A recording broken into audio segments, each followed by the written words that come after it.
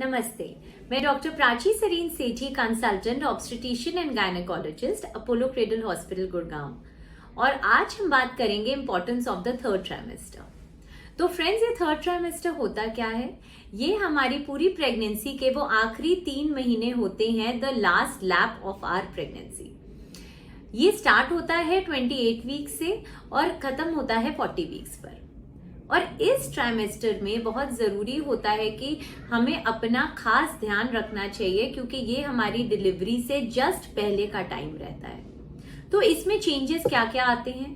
सबसे ज़रूरी चीज़ और सबसे कॉमन सिम्टम जो एक पेशेंट फेस करती है कि उसको लोअर एब्डोमेन में हैवीनेस या पेन की शिकायत रहती है। पेशेंट बार बार कहती है कि डॉक्टर साहब हैवीनेस होता रहता है, नीचे जोर पड़ता रहता है, पेन होती है थोड़ी थोड़ी, और आराम करने पे ये ठीक हो जाता है। तो ये एक नॉर्मल तरीके का पेन होता है, क्योंकि जब हमारा बच्चा बड़ा हो रहा होता है और बच्चे का सर नीचे होता है तो वो नीचे की साइड पे प्रेशर देता है, और जब वो प्रेशर देता है तो हमको वो हैवीनेस या प्रेशर की फीलिंग होती है। तो इसके लिए हमें इसका ध्यान रखना चाहिए कि हमको बहुत लंबे समय के लिए ना तो खड़ा रहना चाहिए, ना लंबे समय के लिए बैठना चाहिए। बीच बीच में हमको रेस्ट या चेंज ऑफ पोजीशन या पोस्चर करते रहना चाहिए। दूसरी चीज जो बहुत इंपॉर्टेंट देखी जाती है, जो फर्स्ट ट्राइमेस्टर या पहले 3 महीने में भी कॉमन होती है, कि बाथरूम जाने की फ्रीक्वेंसी बढ़ जाती है। पेशेंट को लगता है कि बार बार बाथरूम आ रहा है या बार बार बाथरूम का जोर पड़ रहा है। तो इसका रीजन क्या होता है कि जो हमारा बच्चेदानी है, बच्चेदानी के आगे ही पेशाब की थैली होती है। तो जब बच्चेदानी साइज में बढ़ रही है, बच्चा साइज में बड़ा हो रहा है, तो आगे पेशाब की थैली पे वो जोर डालता है, और जब जोर डालता है तो वो प्रेशर की फीलिंग होती है, लगता रहता है कि बार बार पेशाब जाना है। लेकिन इस दौरान पे अगर आपको लगे कि आपको जलन हो रही है या पेशाब करने में बहुत दर्द हो रहा है, तो आपको अपने डॉक्टर से जरूर मिलना है फ्रेंड्स, क्योंकि हो सकता है आप यूरिन इन्फेक्शन से भी सफर कर रहे हो। तीसरी चीज जो इम्पॉर्टेंट है, वजाइनल डिस्चार्ज। अब वजाइनल डिस्चार्ज भी बहुत प्रकार का होता है, लेकिन प्रेगनेंसी में यूजुअली नॉर्मल थोड़ा सा वाइटिश डिस्चार्ज होना नॉर्मल है। लेकिन हाँ, अगर डिस्चार्ज में से स्मेल आ रहा है या उसमें कलर का चेंज हो रहा है, या आपको लग रहा है कि वो ब्लड स्टेन्ड है, या फिर ये है कि बहुत खुजली हो रही है डिस्चार्ज के साथ, तो जरूर अपने डॉक्टर से मिलिए, क्योंकि हो सकता है आपको वजाइनल इन्फेक्शन भी हो रहा हो। और अगर वजाइनल इन्फेक्शन होता है तो प्री टर्म डिलीवरी या फिर प्री मेच्योर बेबी होने का चांस बढ़ जाता है। अब तीसरी चीज जो इम्पोर्टेंट देखी जाती है कि जो औरत का ब्रेस्ट होता है वो भी बहुत हैवी हो जाता है इस दौरान पे, जो शुरुआत से बढ़ ही रहा होता है, लेकिन अभी ये आखिरी 3 महीनों में ज्यादा हैवीनेस होती है। मिल्किश डिस्चार्ज भी हो सकता है, जिसको हम कोलेस्ट्रम कहते हैं, ये भी कॉमन होता है, क्योंकि ब्रेस्ट भी रेडी हो रही होती है बच्चे को फीड कराने के लिए, जो अब डिलीवरी के बाद आने वाला है। एक और चीज जो बहुत कॉमन सिम्टम रहता है बैकएक का, वो फ्रेंड्स इसलिए रहता है क्योंकि जब पेट बढ़ रहा है, जब बच्चा जो है अंदर बढ़ रहा है, बच्चे का वेट बढ़ रहा है, और जब पेट भी हमारा आगे बढ़ेगा तो बैलेंस जो होता है, सेंटर ऑफ ग्रेविटी बदलने लगता है, जिसकी वजह से बैक थोड़ी सी आंच ज्यादा हो जाती है। तो उसके कारण पेशेंट को ये बहुत बैक में दर्द होना कॉमन है। लेकिन इसके लिए आपको थोड़ी बैक की स्ट्रेचिंग एक्सरसाइजेस करना जरूरी रहता है, थोड़ा आराम करना बीच बीच में जरूरी रहता है। एक और कॉमन सिम्टम जो देखा जाता है वो पैरों में स्वेलिंग का। अब देखिए, एक तो पैरों की स्वेलिंग नॉर्मल भी होती है, क्योंकि जब बच्चा बड़ा हो रहा है और पीछे की नसों पे थोड़ा दबाव पड़ता है तो नीचे ऐसा लगता है कि फ्लूइड इकट्ठा हो रहा है और पैरों जो है वो स्वेल अप हो रहे हैं।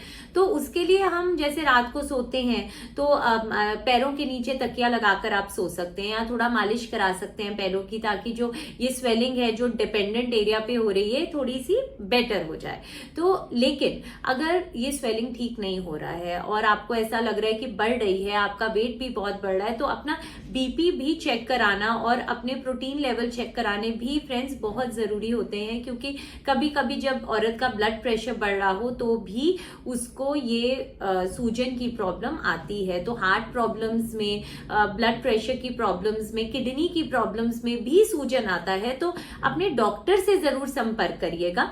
लेकिन हाँ, अगर नॉर्मल सूजन है जो प्रेगनेंसी की है, तो वो यूजुअली रेस्टिंग पे आपको लगेगा कि वो ठीक हो रही है।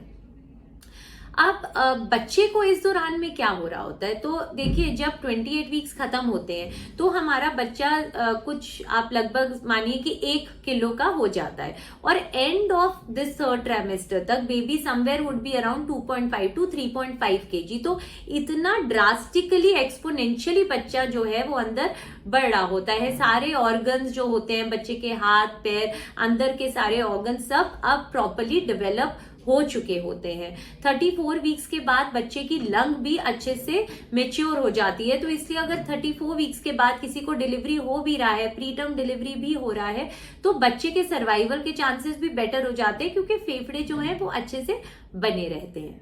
अब बहुत जरूरी है कि ये देखना जाए कि भाई वार्निंग साइन क्या रहता है, कब हमें अपने डॉक्टर से मिलना है, कब हमें लगता है कि हमें अपने डॉक्टर को मिलना चाहिए। तो कुछ बहुत इंपॉर्टेंट चीजें होती हैं जिनका हमें इस दौरान पे ध्यान रखना है।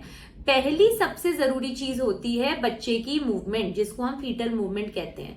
अब फ्रेंड्स, बहुत बार पेशेंट पूछता है कि डॉक्टर साहब पूरे दिन बच्चा हिलता रहता है, कैसे पता लगाएं कि बच्चा ठीक हिल रहा है कि नहीं। तो आप ऐसा करिए कि जैसे आप खाना खाते हैं सुबह का, दोपहर का और रात का, तो खाना खाने के बाद आधा पौना घंटा आप उल्टे हाथ की करवट लेके लेटिए, और उस आधे घंटे में या उस 1 घंटे में आपका जो बेबी मूवमेंट है कम से कम अगर 2 से 3 बार हो रहा है तो वो नॉर्मल है। मतलब पूरे दिन में कम से कम 10 से 12 बार तो बच्चा हिल जाना चाहिए। कुछ लोगों को अगर ये कठिन भी लग रहा हो करना, तो वो एक पेपर ले सकते हैं और उसमें डंडियां मार के भी अपना फीटल मॉनिटरिंग कर सकते हैं कि बच्चा मेरा कितनी बार हिल रहा है। किसी दिन आपको लगता है कि बच्चा कम हिल रहा है या लग रहा है कि बच्चा खूब ज्यादा हिल रहा है, तो डॉक्टर को जरूर दिखाइए, क्योंकि ये शुरुआत का एक लक्षण होता है बच्चे को कुछ नुकसान होने का। तो अपने डॉक्टर से जरूर मिलना है। दूसरी इंपॉर्टेंट चीज जो इस दौरान बहुत जरूरी है कि आपको कोई लीकिंग की प्रॉब्लम तो नहीं हो रही है। ऐसा तो नहीं हो रहा है कि बैग रप्चर हो गया है, क्योंकि क्या होता है कि नॉर्मल वजाइनल डिस्चार्ज होना एक चीज होती है, बट लीकिंग होना होता है कि जो बच्चे के अराउंड जो पानी का गोला होता है, जो बैग होता है जिसमें फ्लूइड भरा है, जिसको एमनियोटिक फ्लूइड कहते हैं, कभी कभी वो भी फट सकता है, जिसको हम रप्चर ऑफ मेम्ब्रेन्स भी कहते हैं। इसमें पानी बिल्कुल ऐसे गश ऑफ फ्लूइड की तरह निकलता है, ऐसा लगेगा कि कपड़ा झट से गीला हो गया है, किसी ने ग्लास पानी का कपड़ों पे फेंक दिया है, बिल्कुल पेशाब जैसा पतला पानी होगा। तो फ्रेंड्स, आपको डॉक्टर को जरूर मिलना है, इसको इग्नोर नहीं करना, क्योंकि ये एक साइन हो सकता है आपका लेबर में जाने का। तीसरी चीज बहुत जरूरी है कि किसी प्रकार का खून तो नहीं पड़ रहा है, ब्लीडिंग पे भी। अब ब्लीडिंग देखिए, एक होता है कि नॉर्मल जब पेशेंट को लेबर पेन स्टार्ट होता है तो भी चिपचिपे पानी के साथ खून आ सकता है, और वो उसको हम शो कहते हैं, वो एक साइन होता है कि आप शायद लेबर के अंदर जा रहे हैं।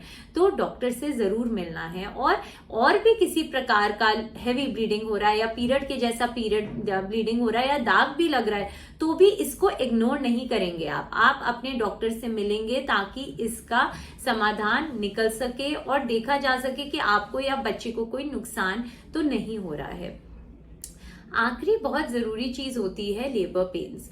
अब देखिए, लेबर पेन भी फॉल्स हो सकता है और ट्रू हो सकता है। फॉल्स लेबर पेन एक ऐसी चीज होगी कि दर्द शुरू तो हुआ, लेकिन दर्द ये टाइम के साथ बढ़ नहीं रहा है, या आपको लग रहा है कि इसकी फ्रीक्वेंसी बढ़ नहीं रही है। ये शुरू हुआ, आप थोड़ा रिलैक्स किए, रेस्ट किए, मे बी मोशन वगैरह पास किया और आप ठीक फील कर रहे हैं, तो ये ट्रू लेबर पेन नहीं है।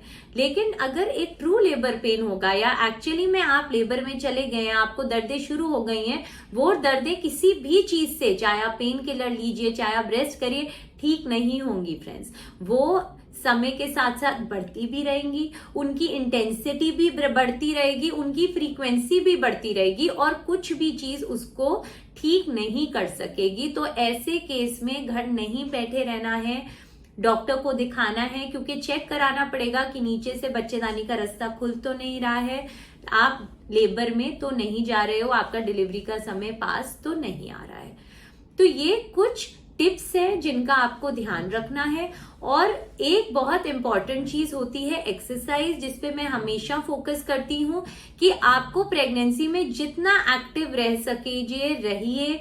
Bed rest is not advisable unless indicated otherwise. कोई कॉम्प्लिकेशन है तो बेड रेस्ट के लिए आपको आपके डॉक्टर खुद ब खुद सलाह देंगे, नहीं तो जितना एक्टिव रह सकते रहिए, क्योंकि ये जो आपका डी डे है, ये जो आपका मेन डे है प्रेगनेंसी का, उस दिन नॉर्मल डिलीवरी का चांस सिर्फ तभी सबसे ज्यादा होता है अगर आप ये पूरी प्रेगनेंसी फेज में एक्टिव रहे होते हैं।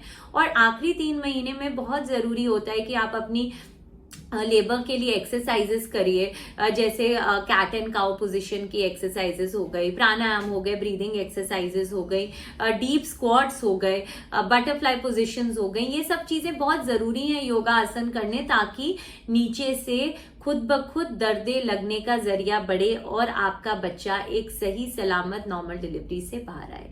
तो फ्रेंड्स, आई होप ये वीडियो आपको लाभदायी रहा होगा, आपको लगा होगा कि आपको अगर बेनिफिट हुआ है तो आप जरूर बताइएगा। और अगर कोई आपकी क्वेरीज है तो कमेंट बॉक्स में शेयर भी करिएगा, और अगर कोई प्रॉब्लम है तो डॉक्टर से जरूर मिलिएगा। ठीक है, थैंक यू, नमस्ते, have a very good day.